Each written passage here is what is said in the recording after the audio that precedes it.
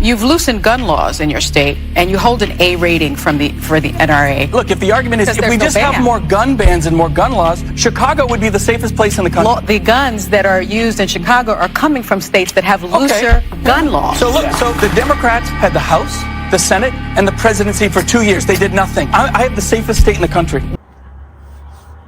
With the signing of HB 6667, the claim is that this will reduce gun violence. Well, let's look at that.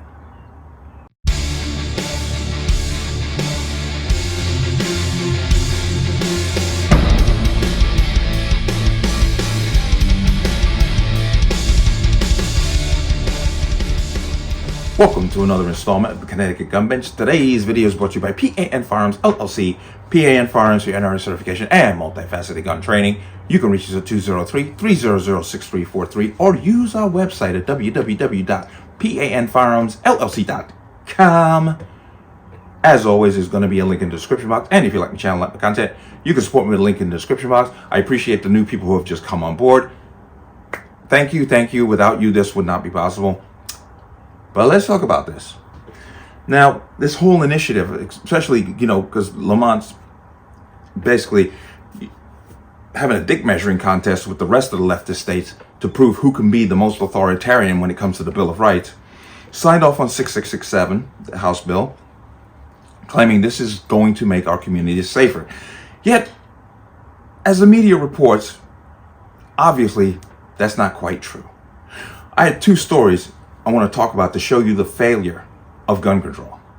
Okay? I am going to start here. Now, this happened June 16th. A man is accused of pointing a gun at bar staff in Southington. Now, that's bad enough, but here's the kicker. He was out on a $1 million bond for a 2020 murder in Meriden, according to police.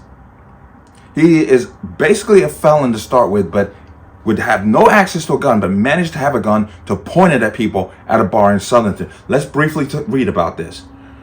A man is facing charges after he allegedly pointed a gun at bar staff at 75 Center in Southington. At 12:15 a.m. Thursday, police received a report that a man brandished a firearm towards bar staff. The suspect was with another male. Authorities said the two suspects left the bar in a black BMW sedan before officers arrived.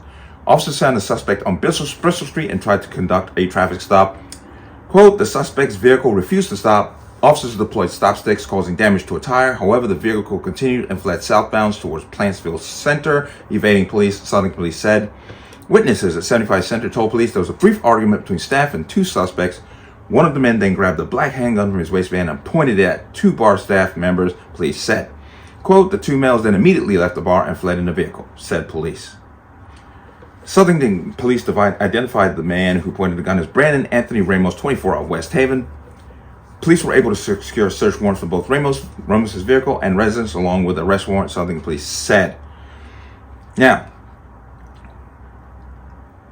he's got charged with a number of different things, but of course the big problem here is that he was out on bond, $1 million bond, for murder. Gun control does not work. It doesn't work. This guy's a felon. He should not have had access to a firearm. Where'd it come from? But the only answer, once again, they have is to create laws that only the law-abiding will follow.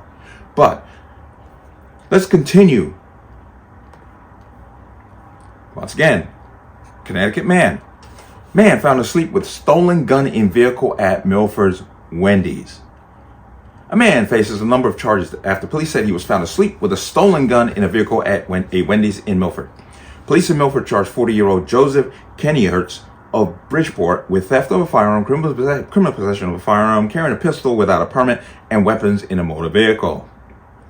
A report told him that a man was asleep behind the wheel of a vehicle that was in the driving lane of the restaurant's parking lot.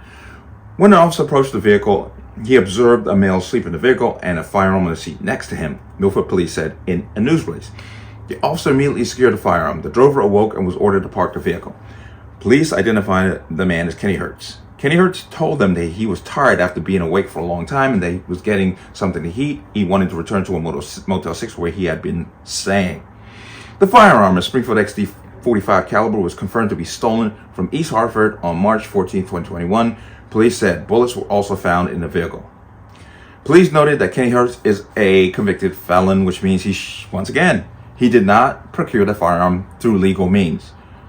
But what is the answer? Let's make it harder for people who can purchase guns through legal means to get one. That's always the answer. But Kenny Hertz was taken into custody and posted a $25,000 bond. He was given a court date of July 19th in Milford. One, they should not have let him out, period. Convicted felon with a stolen firearm. He should not have gotten any bail. Once again, we'll see you in court July 19th. That's the problem. I've done a number of these stories where these people have committed heinous crimes and been let out on low bond. Come out of there. 2 stories, both in June. After the signing of this, or at least one of them, they're both after the signing of HB 6667. Shows you that gun control is not about your safety. It is about control.